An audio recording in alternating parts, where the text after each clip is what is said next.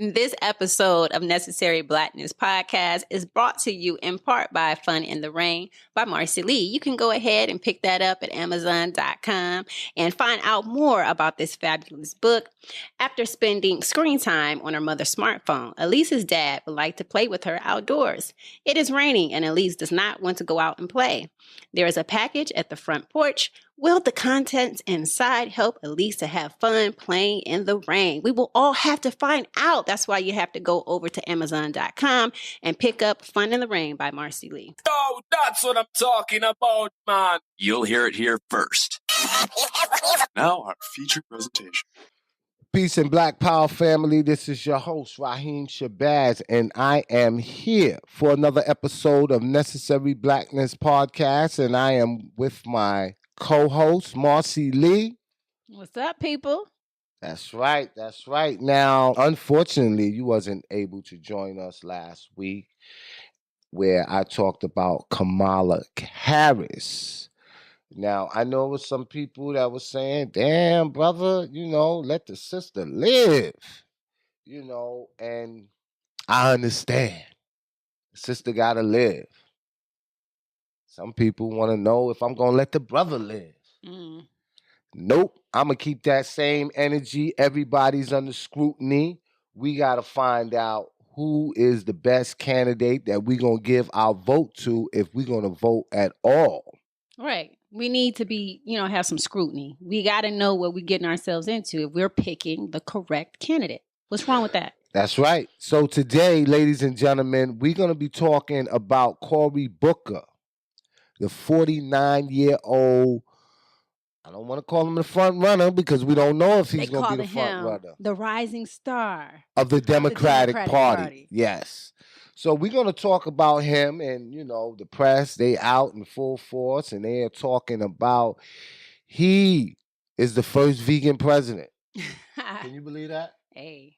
Oh, he will become. He will become the first vegan president. But, Barack Obama, they said he was the first gay president. Oh, stop it. No, listen, Barack? Newsweek. Come on now. They had him on there and said America's first gay president. And what they were saying and implying was not that the man was gay. Championing. But, yeah, he championed their cause. Okay. And rightfully so. He did what he did for them. But I wish he would have did it for ADOS, right, or DOS, as we like to call it, and that is African descendants of slaves. Because I would hear his supporters saying, in regard to that, he's the president for all people. He's the president for everyone. He can't just, target Black people and only help their causes. He did it for them. Absolutely. So that didn't benefit me. I mean, I don't have a problem with it, like as far as him assisting them and helping them in their plight, but you got to look out for me too. I want, some type of support in any area that I can get it. So, I mean, if you're going to support one group, support them all, or support the ones who's in need most. And that is the person or the group that is in need most is African descendants of slaves. Now, why don't you tell the people why you keep bringing up the ADOS or the DOS? Because, man, for those that are not on Twitter, you need to get on Twitter. And you need to follow me at Raheem Shabazz. And you can also follow Marcy Lee at Forever Marcy Lee. Forever Marcy Lee. But there is a lot going on Twitter. You had Joy Reid, who said that Russian bots was behind the hashtag African descendants of slaves. And she didn't offer no support. Any type of evidence. Yeah, like they have data forensics that could go in there and tell you how many times this hashtag was used, whether it came from an authentic account or not. None of that was offered.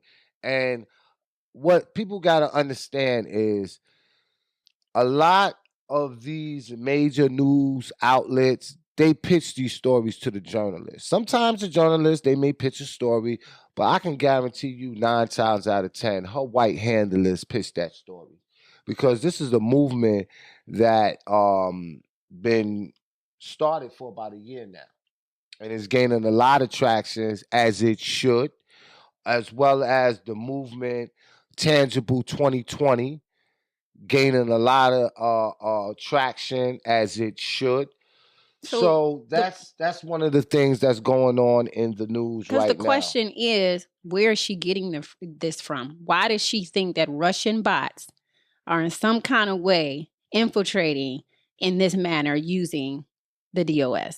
You know, initially, in early reports were saying that she's saying the hashtag was from Russian bots. Right. And then she, they backtrack and they always peddle when black media start calling them to task. Right. And it was, oh no, we never said that this wasn't a legitimate movement. We just saying that, there are certain bots that are using the hashtag. No, there ain't no bots using this hashtag. Right. You know what I mean?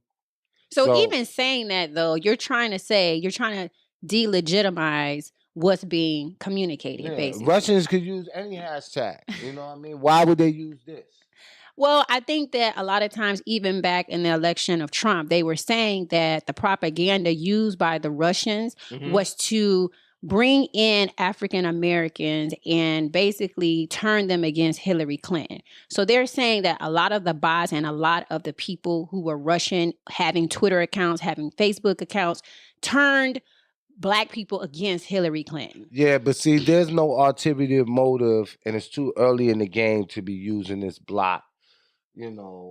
Shoot, it worked big time. If you believe that conspiracy, if you believe what they're saying, it worked. So shoot, if you're trying to win, but it's too early as possible. Yeah, it's too early in the game. The movement, to some, the movement is not even that big enough yet. You know what I mean? It is gaining notoriety online and in certain circles. This was just. I think they're confused because they don't understand how it would be possible that Black people would not be automatically for Kamala Harris. Like we're starting to think and become more mature politically. Yeah. So I think they're like not expecting it. Wasn't expecting it. We're gonna have a segment of Black society, Black foundational society that's not gonna be fond of Kamala Harris. Then you're gonna have another half that's not gonna be fond of Cory Booker. So we're gonna talk about the divide, the medium, and where we can go from here as a people. And certain type of traits we have to look out for when these candidates are thrusted into the spotlight. Right. Because Cory, he got some inconsistencies that we got to take a look at. Yes, he does. He does. But he does have a record of working with the people. Definitely. He does have a record when we talk about tangible 2020s. He made certain promises to people in Newark, New Jersey that was fulfilled. He lived amongst the people. He was accessible to the people. Now, and that's something to be commended because I don't think most politicians can say that. No, they can't. Right. But once he occupies, what is it? 1660? What's the White House address? What is it? Pennsylvania Avenue? Yeah. What is it? 1550? Don't even get me up here. Well, whatever the White House address is, once he occupies the White House. 1500? I don't know. Pennsylvania Avenue? I don't know. I just know that our boy, the action figure, he did, the action star who went to prison for tax evasion. Oh, Wesley Snipes? Wesley Snipes. He did a movie and it was called something with the address. So anyway, sorry. Yeah, but I think once he occupies the White House, if he does, we know that people change. You might have been because they start feeling that pressure. You get those lobbyists, and then it's just a whole different ball game. We want to try to think we know what it feels like to be in that position, but I couldn't imagine having so many different parties and individuals and agendas that you have to be a party to. Just trying to figure out what move you're going to make, who you're going to support, who you're not going to support, what repercussions that's going to have. I mean, it's a lot of pressure. So we have to see. Will Cory Booker withstand the pressure or will he fold? We're going to talk about that and more after we come back from this quick commercial break. My name is Raheem Shabazz, and I am sitting here with my lovely co-host, Marcy Lee.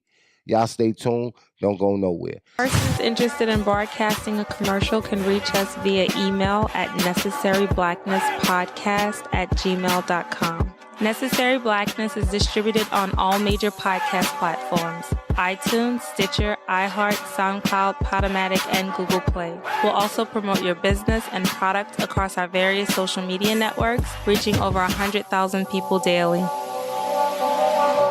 Necessary Blackness Podcast is independently owned, and we do not accept sponsorship dollars from corporations. We are supported by the people such as yourself who know that in war, the first casualty is the truth. We are at war with racism and white supremacy. We must continue to tell the truth. Support us by purchasing your Necessary Blackness t-shirt by sending an email to necessaryblacknesspodcast@gmail.com. Peace and Black Power family. This is your host, Raheem Shabazz, and we are back from our quick commercial break, and we're going to talk in depth about Cory Booker. And we're going to talk about, they saying he is the rising Democratic star to enter the 2020 presidential election. Does Cory have what it takes? Now, we do know that he grew up in white suburban America. And then he moved to the projects, where he spent 8 years as a tenant in the inner city of Newark, New Jersey. And he went on to become city council, mayor, and eventually senator. And now he is a contender campaign for the president. What do you think about that? Well, like I said, I think it's very commendable that he took the opportunity to be amongst the people so he can understand and really know the plight and what people were needing. So I think that that's the first step if you want to be a good leader and a good representation of your constituents. Now, one thing that I will commend Cory for is that he spoke about the school to prison pipeline. He speaks about mass incarceration. Yeah, but not in a good way. Affordable housing has been one of his platforms. And then now he's talking about baby bonds, which is what he say. I have to do the research, but he says that it will... it's a low-risk savings account. Yeah, and it basically will reduce the racial wealth gap. Right. What do you think about it? Well, from what I understand, they have tried it out and it has been a big fail. I don't know to what degree, but I think that's just something we have to look more into. If anyone has a suggestion on how to eliminate the wealth gap and disparities between Black people and white people, is worth taking a look. Absolutely.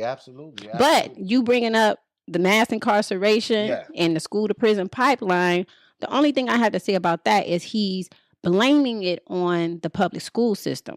Yeah, you was telling me earlier. What was the quote that he said? Oh, okay. So the quote, and this is coming from Eric Blanc. He's a journalist, and he wrote in his article, he said that in a 2011 speech, Cory Booker said this: disparities in income in America are not because of some greedy capitalists. No, it's because of a failing educational system. So what do you think about that? Because I don't know about that. First of all, the capitalist is the one that controls the education. They create so the you curriculum. Always have to follow the money. Right. Mark Zuckerberg is a capitalist. Okay. Mark Zuckerberg donated $100 million to Newark, New Jersey for charter schools. It is the number one charter school haven in the United States of America. And because he wants to privatize education. Yeah, that's basically what Cory wants to do. That deal that was done for Newark, New Jersey was done because of Cory Booker. So I don't think that matters. I think what matters is the content. What are they being taught? Who are they being taught by? No, he's showing the contradiction. You saying it's not capitalist, but here it is, a capitalist that invested in education. Well, that's what it's going to require when you don't have public school. You're going to need investors. So I feel like when we talk about the debate between public schools and private schools, the real question is what is being taught? Are we going to keep the whitewashing mentality and not, sharing information that's more positive towards Black people or the whole of America? Or are we going to continue to whitewash the education system where it's not beneficial to everybody? Let me put it like this. Whoever controls the money purse controls the curriculum. Exactly. So it's going to remain whitewashed. Now, when we talk about the quality, he is a advocate for putting more money into the education system. Now, if you're talking about even public or private, if you have more funding, then you can expose children to more educational opportunities, more technology. So that's great. But to a degree, but I seen people do more with less.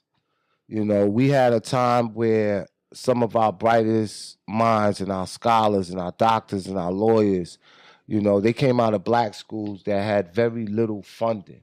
So having the funding is great and it will help.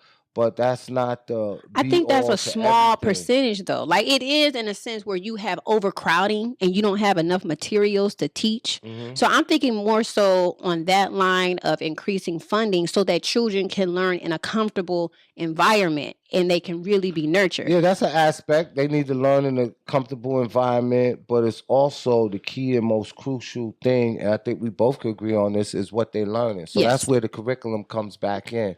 So we're going to see what he's going to say about... right. We got to hear more about this on his platform. People are definitely going to take him to task on that because you have a lot of teachers that's against privatization.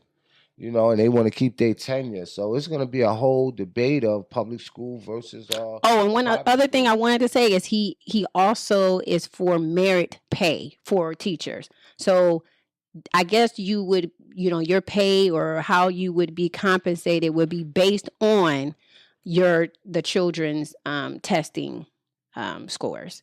And that they're saying is bad because then it affects the teachers in a negative way. It's more of a punishment. So that's another thing we gotta wait to hear from him about. Yeah, I'm not a big opponent of that simple fact for the reason of what happened here in Atlanta. Oh yeah, the teachers. Yeah. That in itself, when you give people an incentive or a bonus if they reach this certain amount of goal, or they might lose their job. Yeah, because the children aren't performing. Yeah. Yeah. So you have to be and I get it. You want to reward those that are doing great. But see, that's another conversation because them rigging the test scores, it has a lot to do with learning as well and the way that things are worded in these tests. Because sometimes they're saying that it's discriminatory against certain groups of people versus others. Now, because I've been in situations where I've talked to teachers and they've said, these children are bright. They get it. They get the material. But when they take tests, it is a crutch for them because it doesn't translate well. So I think that's another, it goes to these privatizing type situations, is making sure that it fits for everyone. Now, when you say it discriminates for a certain group of people, we're talking about Black people, right? Absolutely. All right, we want to say what we say and mean what we say. All right. We don't deal with the people of color. we deal with Black, But yes, absolutely, everything you said is 100% correct. A lot of times, you have people that teach to the test, and test scores is going to determine whether you're going to make it to the next grade, or they use it as a litmus test to tell if you're going to be successful in life. And sometimes it's just not a true indicator. Nah, it's not. A lot of these tests is culturally biased, right. They're racially biased. And we know where the notion of testing and looking at a person's IQ to determine their intelligence. And see, I would want to know that from Cory. does he understand those biases when he's talking about these private supporters like Kushner and, different people who have supported his privatization of education? Does he look at those aspects of it? You know what I'm saying? I've never heard him speak on that. And he's going to have to be called to task on that. And a lot of people are calling him task. So a lot of the questions that we have, and this is why we have to have this conversation, because I know I'm not going to be afforded the opportunity to ask him it, but other people may. So and they need to ask these questions, because everybody is not a fan favorite for Cory Booker. I read an article in the New York Times that said the city of New Jersey is an emblem of poverty. And it's been like that under the 6 years that he was mayor of that city. Now, 6 years, he done a lot. But a lot of times, people want you to fix everything. It might have took him 4 years just to fix certain little things, you know what I mean? And I think as a senator, after being mayor, he did more. And as president, he can do even more. People got to understand there's levels to this shit. Right. I think it's important for us to I want to go over real quick certain facts in regards to his record in public service. So as we all know, he is a Democrat. He has a liberal voting record. He is for long-term deficit reduction. He's for increased funding for education. He actually was a part of the first act. It's a bipartisan criminal justice reform. So he did participate in that. He supports abortion rights. He supports affirmative action, but based on both race and class. Now that one was a new one for me. Class thrown in there. I've never known it to be about class, because there's race, which we're, black, but then you have class where you're poor black or you're affluent, like how he came from an affluent family. So I don't know why that class portion was thrown in by him as far as affirmative action. And also, he actually helped to introduce a bill to Congress, which passed on December 19, 2018. And it's making lynching a federal hate crime. So that's awesome. Yeah. And also, he made an announcement that he has plans to push for the removal of Confederate monuments and memorials from the Capitol building. So there's a lot of positives in regards to Cory, but we still have some questions in regards to his true agenda when it comes to education and police reform when he's in bed with these capitalists. So we have to kind of get more clear about his relationship with these people. This is what I will say. You mentioned about removal of the Confederate monuments. That's symbolic justice. That does nothing for me. Okay. Like, removing a racist statue is not gonna increase the wealth gap. It is not gonna help us out as a people. And like I said, it's symbolic gesture where you act like you're doing something, but you're really not doing nothing. It doesn't push Black America forward. Some of us, we like our racism up front and personal. Right. Okay, Confederate flag, Mississippi. All right. You've just exposed yourself. Yeah, we know who you are. Right. And we'll deal with you accordingly. Now, to remove it, does it need to be removed? You goddamn right. But we got bigger fish to fry. Exactly. So with that, I think it just demonstrates, like you said, where he. But now I will say this though, right? Cory, you took some big money from a lot of corporations, in the hundreds of thousands while you were senator, while you was mayor. So, now he's championing himself, running on the platform of that. He is not taking no federal funding. No, I didn't mean to say federal funding. He's not taking no money from federal lobbyists. He's not taking no money from PACs. We've heard that so many times. Every presidential candidate talks about that. And it would just be donations from the people, but you took money in order to get to where you at. Right. And then when you do become president or you do get into these certain positions of power, this is what fuels your campaign. So we know that you took money from federal lobbyists. Right. You took money from corporations. In the past. So the question becomes, will it continue? Will he have our best interest at heart, the people, or is he going to have the lobbyist's best interest? Because it's a contradiction. You can't serve two masters. You know what I'm saying? You can't serve the lobbyists and their interest and also have the people's best interest at heart. You can't do it. So we have to see. Now I want to ask you a question. You know, some people, they feel like who I vote for personally is my business. And, you know, some people, they keep it a secret. Like, they will go in the booth and you'll be like, who you vote for? Oh, you know, that's personal. Listen, you know, your political belief is your political belief.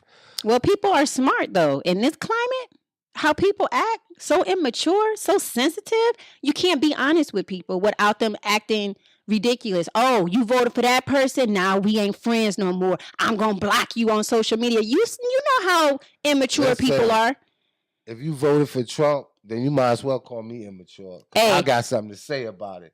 And I know there's people that voted for him, but you know, I took the opportunity to have conversations with these people. And I'm cool with, I'm like, man, though, I was like, how could you do this when I'm black? And I'm talking about white people that I know who voted for them, having conversations like, look, you know the things that he said about black people. How could you do that? How do you feel comfortable?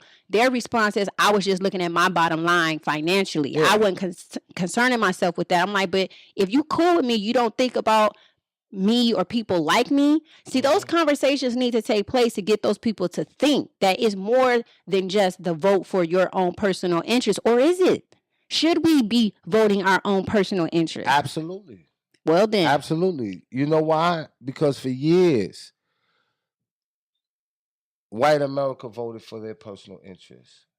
So why in 2020 we should vote as a block that says, you know what, we have to make sure whatever we put on the agenda is going to benefit everybody. No, we need tangibles in 2020. Specific, targeted. That directly benefits our African agenda. Descendants of slaves or descendants of slaves. Right. But listen, we're going to take a quick commercial break and we're going to come back. And I wanted to ask you a question before we was going to break. In fact, I'm going to ask you, then we go to break. How about that? Okay. You want me to answer after break? No, I want you to answer right now. All right. So, it's 2020, right? It's November. You in the booth, you got to vote. Kamala Harris, Cory Booker. Who you picking? Right now, I'm feeling more like, ooh, I don't know. I got issues with both of them. I like more of what Cory has to say, but there's some things about him that he gotta clear up. I guess we on the same page right now. Because I was about to ask you. Yeah, right now, I really, I dig Cory Booker. I read the critique about him. Some people saying that he's a media whore, that he loves that camera. So does Trump. What's new? Some people saying that all that he has done and all that he do is just a facade to get to the big money thing. Now, let me tell you something, man. If this man went and lived amongst the people for 8 years and lived in the projects, and when the elevator wasn't working, he walked up them steps. You know what I mean? He carried water up them steps because there wasn't no water in there. I'm talking about for 8 years. But what is the problem with that? Everybody does that to get to the end result. You got to put in some work to get to the end result. That's more than work. When you live amongst the people and you are going through the same struggles, the same trials. Well, I don't know about that. I don't know about same struggles. People. I don't know about. He could have been living just fine, just living amongst the people. No, he could have this is the thing, right? Yeah, you was getting $172,000 a year salary, but you was living in the projects. Anytime you wanted to, you could have made the decision to, you know what, I'm gonna check into the Ramada tonight. You know what I mean? But this is the thing, though. He been amongst the people, and once you're amongst the people, you know the people, who they are, you know what their needs are, and the conditions that was created for them to exist in that position. So he has experience with all of this. So for that, I'm more prone to vote for him. But I don't trust none of these politicians. So I'm just saying, prematurely, if today was 2020, in November, I probably would vote for him. But we have time. We're gonna do some more research, and we're going to find out who is the better candidate, because there might be somebody else that come along. Peace and Black Power family. This is your host, Raheem Shabazz, and we are back with Marcy Lee, and we are still talking about Cory Booker, Democratic Rising contender star for the President of the United States, the Commander-in-Chief, the highest office in the land. I ain't mad at you, Cory, man. Go for it, man. Can he do it? We're gonna have to think he can. I think he can. But what I have a problem with Cory is you were saying he's too nice. Yeah, he's too nice. It's like, if someone asks him, well, people say that you're this way.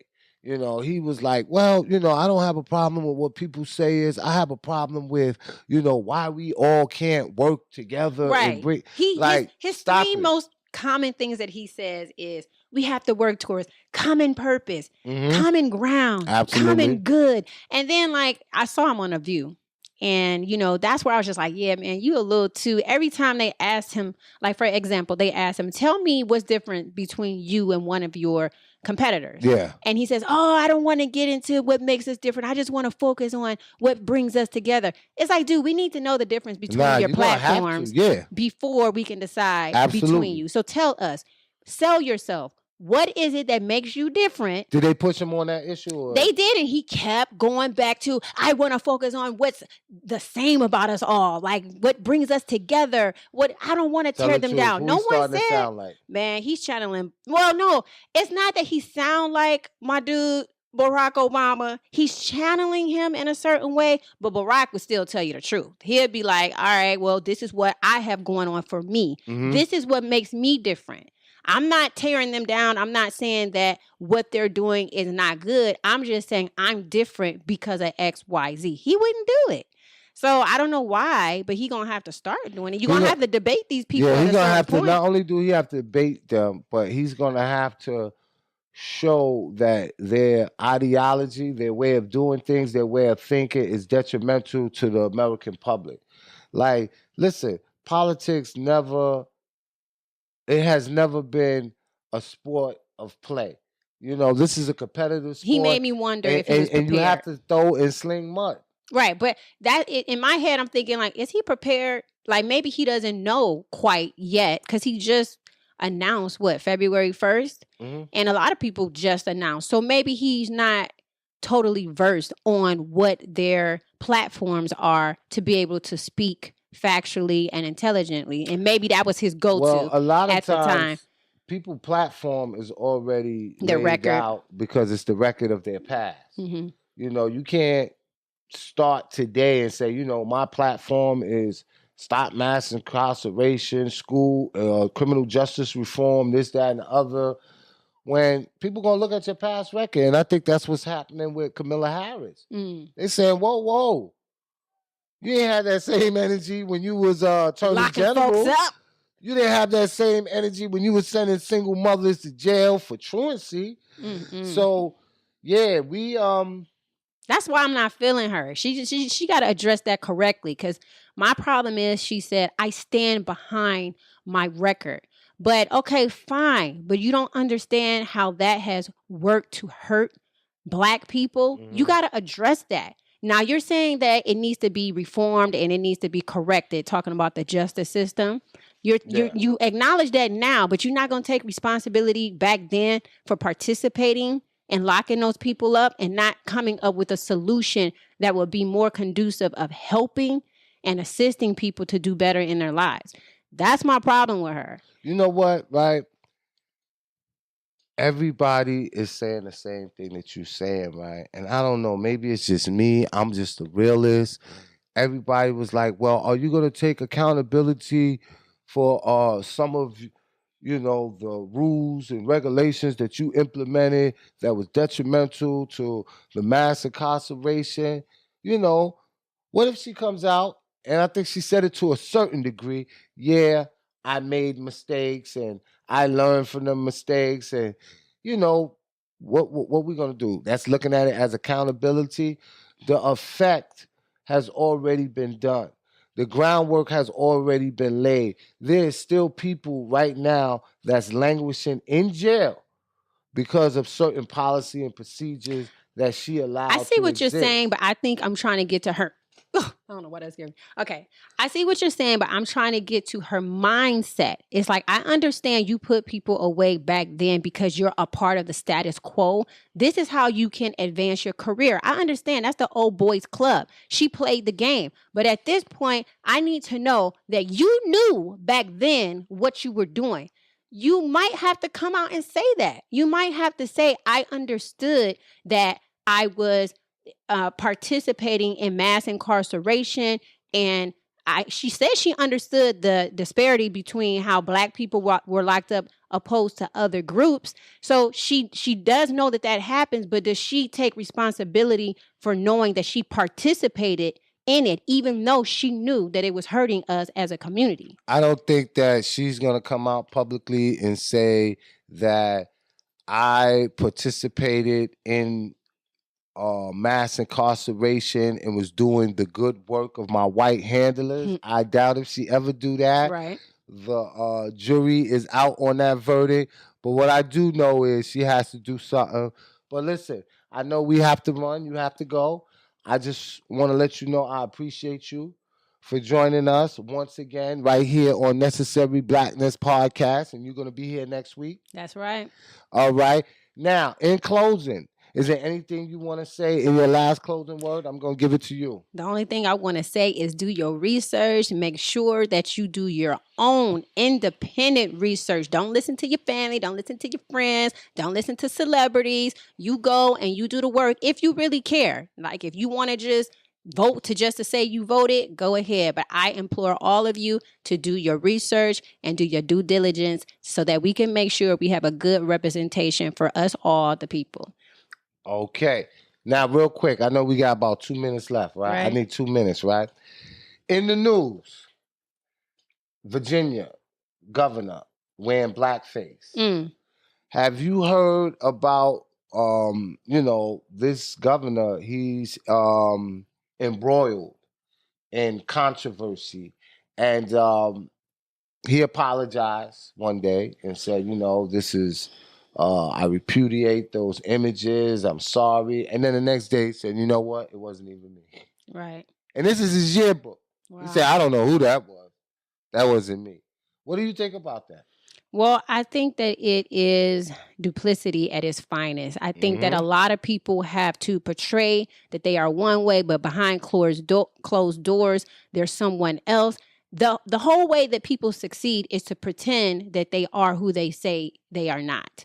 So I think at this point it merged, and he got to find out he's trying to survive. He's trying to figure out how he can make this work, because he knows what he really thinks in his head, but he has to lie and tell us what we need to hear so that he can be forgiven. The question is, are we going to overlook it? No. Hell no. Everybody's calling for this man to resign, and rightfully so. This is Governor Ralph Northam, if I'm pronouncing his last name correctly, and he's out of Virginia. But listen, these are high school pictures. Right. Right? And they was in a yearbook. So this was many, many, many, many moons ago, right? Right. So how does somebody that wears blackface and dress up like a Klan can be a part of the Democratic Party, can be governor, and from what I'm hearing, a lot of Black people was praising his work and saying, he can't be racist. Like, how do we allow people to come amongst us and not to detect that from them. Because people, especially our people, Black people, we're so willing to give people a chance and give them the benefit of the doubt. If they do little symbolic gestures and do little things to win us over, we're like, oh, all is forgiven. Okay. And instead of really looking at their actions, really listening to what they are saying, I mean, we can't overlook stuff. That's why, people call me a hard ass because I'm like, no, we're going to get this figured out. Like, you're going to have to explain this. You're going to have to make me feel comfortable, and we have to do that. We have to call people to task, like you have been saying, and make sure to the best of our abilities that we're holding them accountable. Now, Nelly Fuller. Nelly Fuller Jr. Nelly Fuller Jr., he gave the best antidote for this type of situation. Right. He said everybody is a suspected white supremacist until proven otherwise. Correct. So that's how we have to weigh and judge, on the scale of balance. We have to weigh and judge who and what they are. Try to the best of our abilities, because they people talk about savages. You. These people, I mean, they will lie to your face, tell you whatever you need to hear. Opportunists, they're salesmen. Like, they're trying to get you on their side. They have an agenda. And you know what's crazy about it? Like, if I don't like nobody, I don't despise. If I despise an individual, I don't go amongst them. I don't want to be around you. But these are people that have larceny in their heart. Like, they hate you. They hate your well-being. And you won't even know. To the core. And they will come and smile and be friends amongst you until it's time for them to stab you in the back. That's how they win. That's how empires are won. That's how empires are won. Hey. See, the sisters teaching us the art of war now. Right. But that, man, I guess I got to get with the program, man. Yeah. Huh? I got to understand how to be shrewd and strategic and to move amongst vultures. Oh, okay. But listen, I know you have to go. Right. And you told me that 10 minutes ago. So we're going to let her get up out of here. Next week, I want each and every one of y'all to join us right here on Necessary Blackness Podcast. Make sure you subscribe to our YouTube channel, Necessary Blackness Podcast. And also, we are on iTunes. We are on Google Play. If you're on iTunes, you can ask Siri, play the last episode of Necessary Blackness Podcast. She'll take you to that. If you're on Google Play, Alexia, get you right to our channel. All you got to do is ask her. We are dealing with artificial intelligence, right? That's what Alexia is. That's what Siri is. And they will show you where to go, man. Don't let them be smarter than you. Find out how to subscribe to us. Check us out each and every Wednesday, 6 p.m. Make sure you follow me at Raheem Shabazz. And where can they catch you at, young lady? Also on Instagram at Marcy Lee. Where they can catch you at on Facebook? They can catch me at Marcy Lee on Facebook and Forever Marcy Lee on Twitter. What about Snapchat? Nah. I got a Snapchat, but I don't be on it. I got Snapchat, but I don't be on it. Yeah, I don't be on there. My son put it on there for me, and I tried it out, and I was like, yo, come on, man. This is romper room. Right. What are we doing? But you know what? I still maintain it. Every now and then I'll jump on there because I know that the young brothers and sisters, they need to hear some of the things I'm saying. And I need to look, learn, observe, and respect some of the things these young people are out here doing. Absolutely. And you got to let Marcy Lee go because she has to go. Oh, I'm sorry. Peace and power. We out of here, Black family. Next week, Peace. Same time, same place. Peace.